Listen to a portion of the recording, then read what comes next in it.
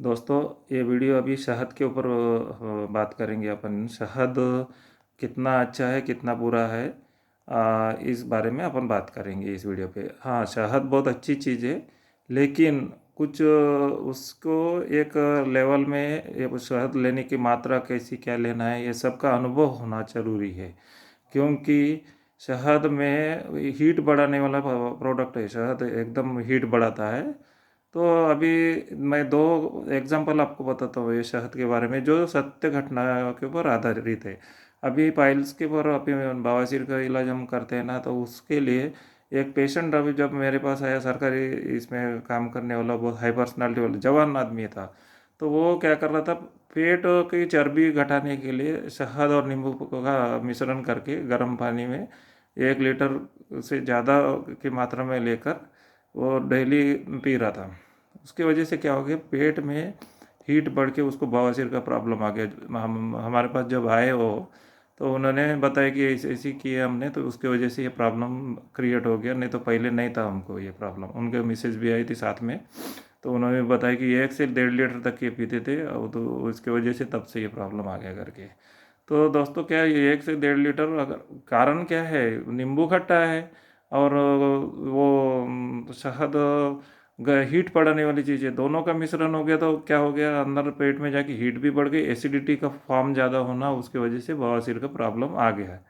तो इसलिए अगर शहद आप पीते हैं तो उसको सही क्वांटिटी में थोड़ा सा लेकर, ऊपर से कुछ फल सलाद खाने का आप कोशिश कीजिए। और दूसरा एक खुद मुझ पर बीती है। तो मेरी बच्ची जब 6-7 महीने के टाइम पे ऐसी, हमारे अभी 27 साल पहले की बात है ये। तो उसे हम ऐसे जनरल चेकअप के लिए बच्चों के डॉक्टर के पास लेके गए थे। तो थोड़ा आंखों में थोड़ा सा सफ़ेद सफ़ेद कुछ निकल रहा है करके हमने शिकायत किया था। उनको फुंसी वगैरह जैसा, तो पस जैसा निकल रहा है करके। तो डॉक्टर ने क्या सलाह दिया, लेडी डॉक्टर थी, तो उसने बोले कि शहद में शक्कर डाल के उसको चटाते जाओ। तो हमको अनुभव नहीं था, तो डॉक्टर ने बताया करके हमने वो वैसा काम शुरू कर दिया। तो वो बच्ची को क्या हो गया, एकदम पेट में हीट, उसकी वो बहुत कोमल लीवर रहता है ना उनका, तो उसके ऊपर असर गिर गया। वो शहद ने जाके पेट में परिस्थिति इस तरह से बिगाड़ दिया कि उसको मोशंस होना शुरू हो गया। यानी वो मोशंस, यानी एक बार नहीं, 2 बार नहीं, 5 बार नहीं, रोज के 20 बार, 20 बार, कभी रात में भी हो जाता था। यानी वो उसके उसके पास एनर्जी कैसी खत्म हो जा रही, देखो, जैसा खाओ वैसा जाओ, जैसा खाओ वैसा खाओ, परेशान हो गए थे हम लोग। यानी उस टाइम पे 27 साल पहले, ये जब वीडियो बना रहा हूँ उसके 27 साल पहले, उस समय हमको 50,000 रुपये खर्चा आया उसको डॉक्टर के पास इलाज करने के दौरान। तो कई प्रकार के इंजेक्शन कोर्स, कई प्रकार के टॉनिक, ये सब कर करके थक गए थे। बच्ची परेशान हो गई थी। आखिर बच्ची इस हालत में आ गई थी कि कोमा में जाने की हालत में आ गई थी। यानी एकदम मृत्यु लोक से हमने बाहर खींच के लाए उनको, समझे हुए, यानी मरने के कगार पे थी। आखिर हमने फिर दवाखाने में, दूसरे दवाखाने में लेके जाके भर्ती किए। आईसीयू में रखा उन्होंने, 4-5 दिन दवाखाने में रखना पड़ा। तो वहाँ पर नस नहीं मिल रहा था उसको। एक आधे से पौन घंटा लग गया डॉक्टर को नस ढूंढ पकड़ने के लिए, सलाइन लगाने के लिए लड़की को।